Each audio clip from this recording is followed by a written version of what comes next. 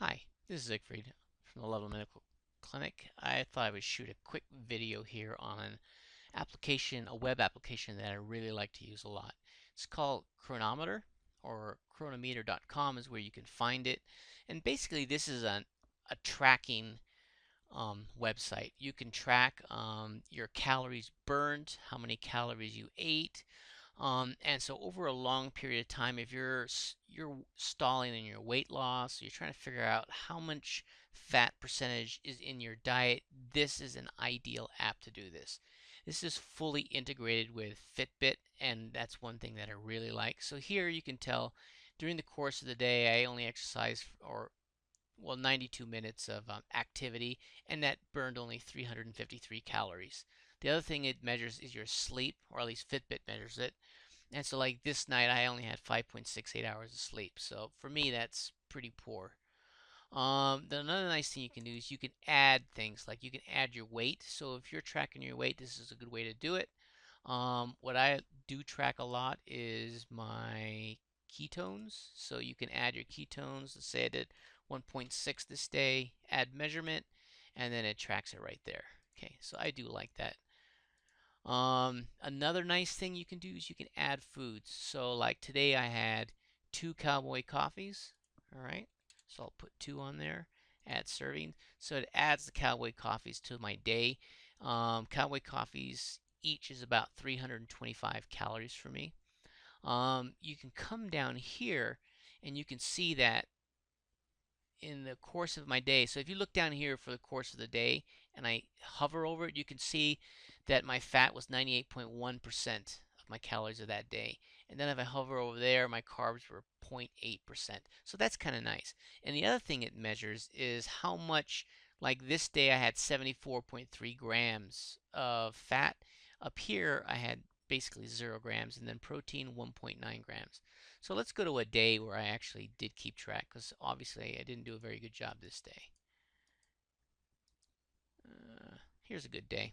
So on this day, Fitbit um, came through, so it counts any activity as minus, as negative calories, because it takes away from your day. By the way, when you first set up your profile, you go here, and then you put in your height, your weight, your pounds, and all that kind of stuff, and it figures out your body mass index for you. And based on that, it also figures out your basic metabolic rate. So that's how it gets.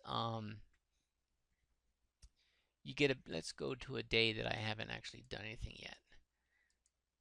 An empty day. So this is an empty day. So no, if I did nothing all day long, I would burn 1,846 calories. Okay. Of course, once you start doing activity, in which the Fitbit's gonna tack that on, then you're actually this number is going to add up to your basal metabolic rate, and that will calculate it out automatically for you.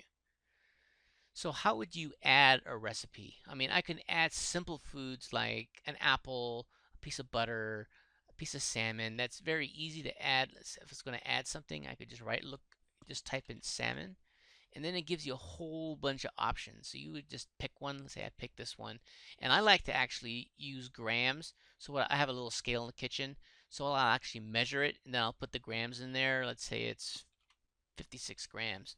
Um, Add serving, and then it will actually calculate it all out for you. Okay, so that makes it really nice. Let's delete that. So how do we add a recipe?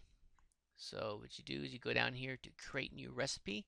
So just for the, let's just do cowboy coffee because I'm familiar with that. So it's a beverage, okay? Then I would add right on here, cowboy coffee test, okay? And then I go to ingredients, and then I would add butter, okay? Butter unsalted. There we go. Tablespoons. So I actually use 2 tablespoons. So add serving. And then we're going to add, and I also use MCT oil, MCT oil, there we go. And I actually use a tablespoon, so add serving. And then cowboy coffee's got to have coffee in it, right? So coffee made from ground. Yep. So there we go. Venti, that's close enough. Add serving. So Now I've got my entire thing completed. I would just hit Save Changes. Another nice thing is that if you go all the way down to here, it tells you precisely, and I'm actually surprised in this case. I think that this thing isn't produced until, so let's save changes. Yeah, so once you save it, then it tells you. So one Cowboy coffee has 326 calories in it, um, 37 grams of fat, and it breaks down the saturated fat and trans fat for you. If you notice, actually, the I use pasteurized, pastured cows, like Kerrygold butter. So there's no trans fat in that, but a lot of the stuff that's produced from confined operation, dairy farming, you will have some trans fats in it. And the federal government has allowed these companies to get away with saying there's zero trans fats in something if there is less than zero point 0.5 grams per serving. So what the manufacturers have done is they've decreased the size of the servings till it's so small that basically they can get away with saying there's zero trans fats when actually there is. But this program is pretty smart. It actually picks that up. Okay. So, and then let's see what else we got here. So we got Cowboy Coffee test.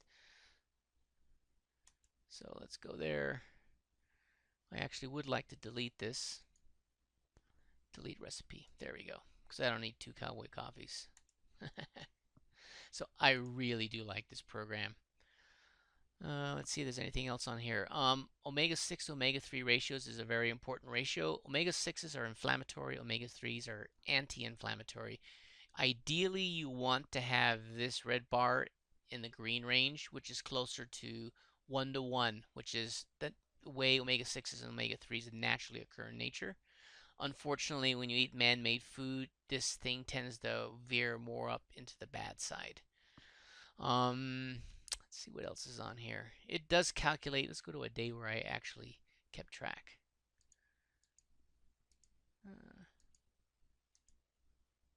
So like on this day, let's go down here. You can see it tells you green, yellow, and red for the amount of whatever, proteins, fats, or whatever you got.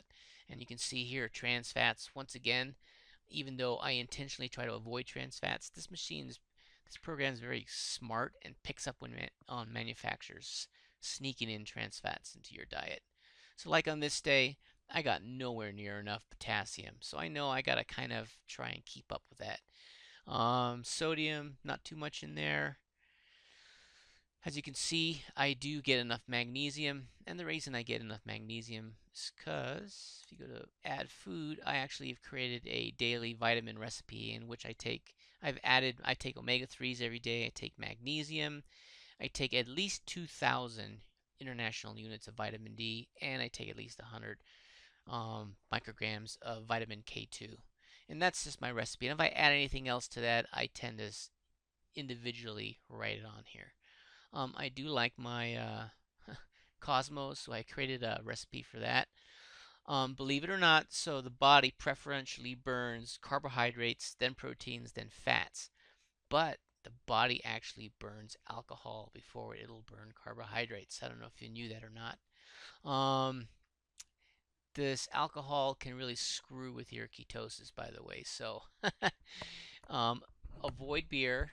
Don't drink too much wine. And if you are going to drink some alcohol, believe it or not, tequila, gin, whiskey, vodka, those tend to be the ones that affect your ketosis the least. So I just thought I'd do a little quick presentation on an app that I really like. It's cronometer.com, and it's an excellent app to help you keep track of your proteins, fats, carbohydrates. And remember, if you're trying to go ketogenic, you kind of want to be your fat between 60 and 80%, protein between 10 and 20%, and carbs between 10 and 20%. But the carbs, you're going to have to actually count the grams, and depending on how carb intolerant you are, you could be anywhere from 20 grams to 100 grams. For me, I can actually take in 50 grams of carbs a day and still be in ketosis. I know people that actually have to be less than 20 grams if they want to stay in ketosis.